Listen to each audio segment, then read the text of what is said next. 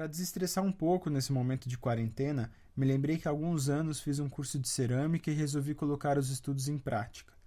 O trabalho ceramista é fundamentalmente empírico. É através de uma porção de tentativas, erros e acertos que se aprende o molde tanto do barro, a textura, a umidade, o aspecto da massa, quanto do corpo, a pressão para amassar o barro e a leveza do toque. Dessa maneira, as primeiras peças são sempre muito rudimentares e melhoram com o tempo e o treino. Você até pode procurar no Google alguma apostila sobre métodos de cerâmica, mas isso não tem sentido algum.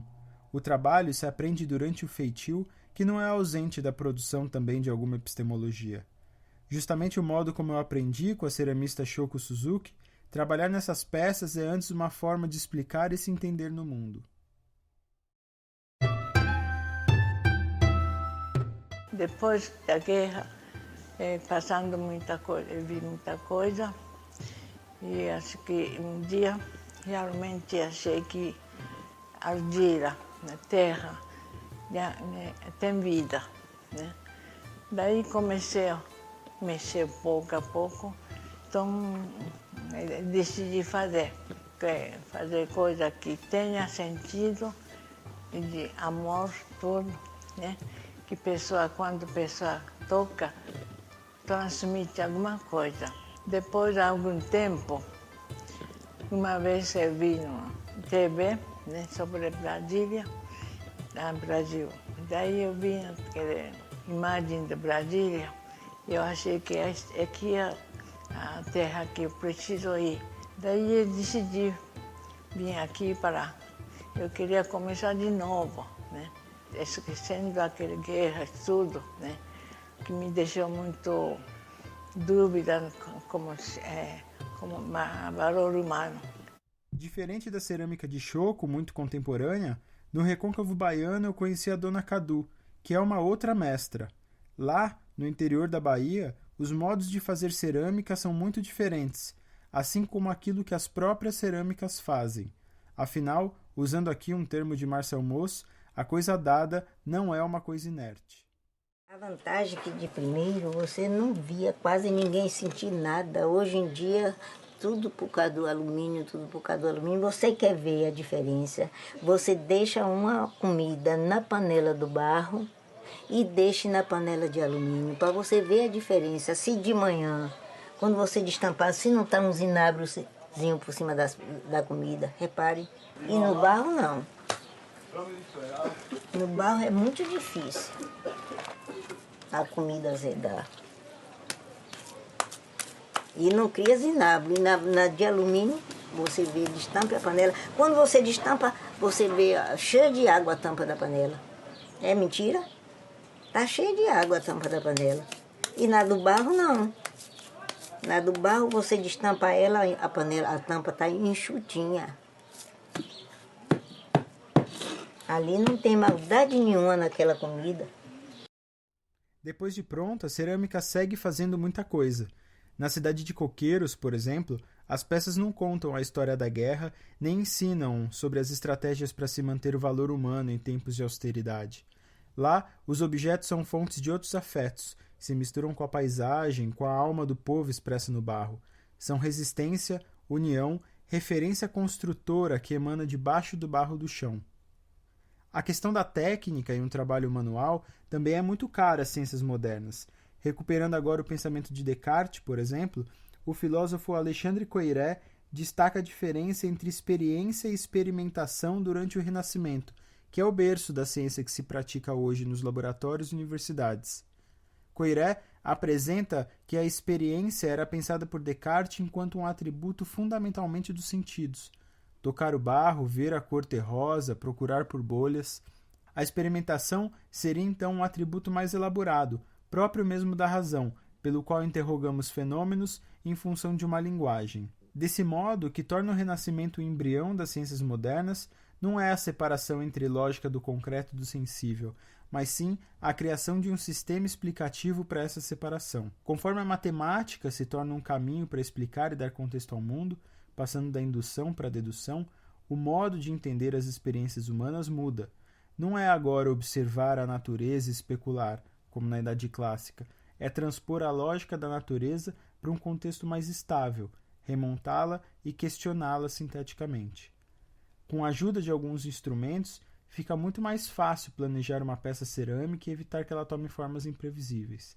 Quanto menor a interferência e maior o controle, mais fiel será o resultado. Isso até pode ser pouco aplicável para algumas qualidades de trabalhos artísticos, mas é importantíssimo para os objetos científicos.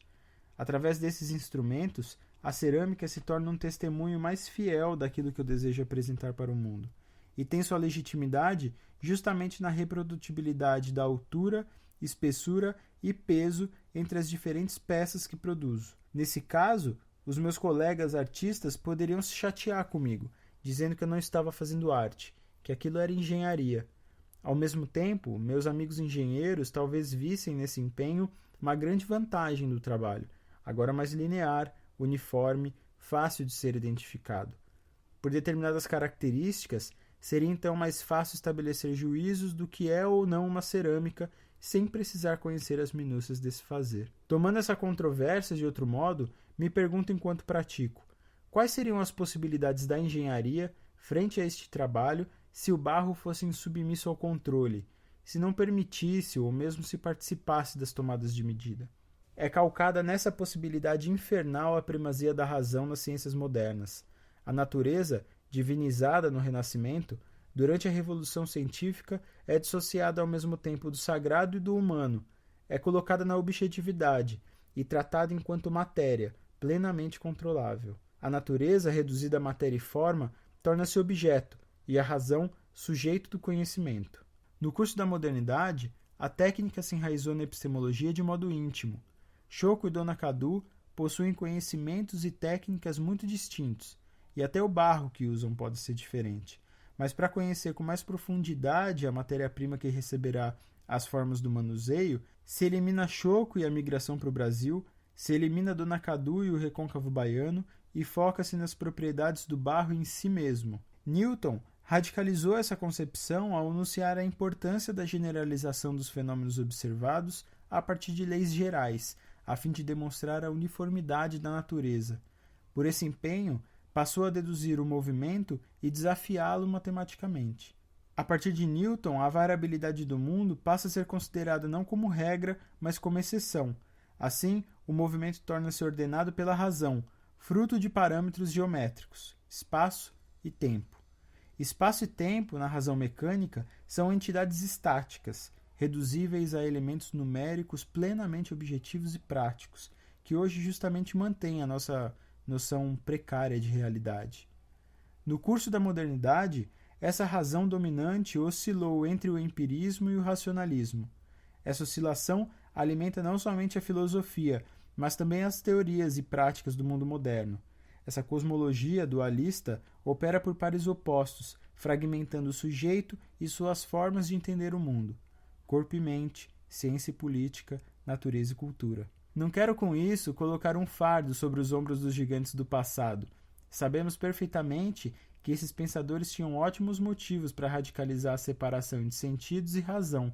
Afrontavam monstros, lutavam contra dragões.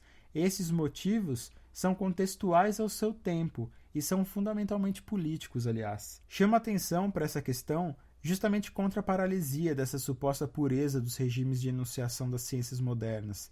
Conhecimento, técnica e política sempre foram inseparáveis, mas a retórica da partição se recapitula mesmo nos dias de hoje, quase 400 anos depois, e é profundamente viva nos processos de educação de nossas atenções. Desde a infância até a maturidade, somos ensinados a desconfiar do sensorial, a valorizar mais o intelecto do que a intuição e a considerar a imaginação como um escape da vida real. Como então pensar em potências produtivas para reaver essa partição e recuperar aquilo que a modernidade deixou de lado? Seria possível alguma conexão com a arte? Toda ciência depende da observação, e a observação depende, por sua vez, de uma associação íntima na percepção e na ação, e entre o observador e o mundo, que é o foco da sua atenção.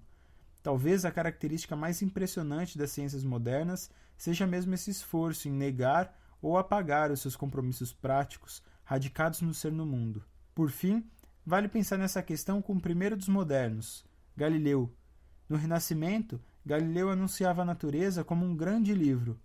A ideia do livro da natureza, no entanto, remonta a tempos medievais, em que criaturas eram tidas como seres dotados do divino. Falavam, aterrorizavam, davam conselhos. Mas na transição para a modernidade, o livro da natureza foi silenciado. Ao pensar então na natureza do livro, herdado por nós, cabe pensar se é possível reconciliar a investigação científica com a sensibilidade. Existe uma forma de conhecer sendo?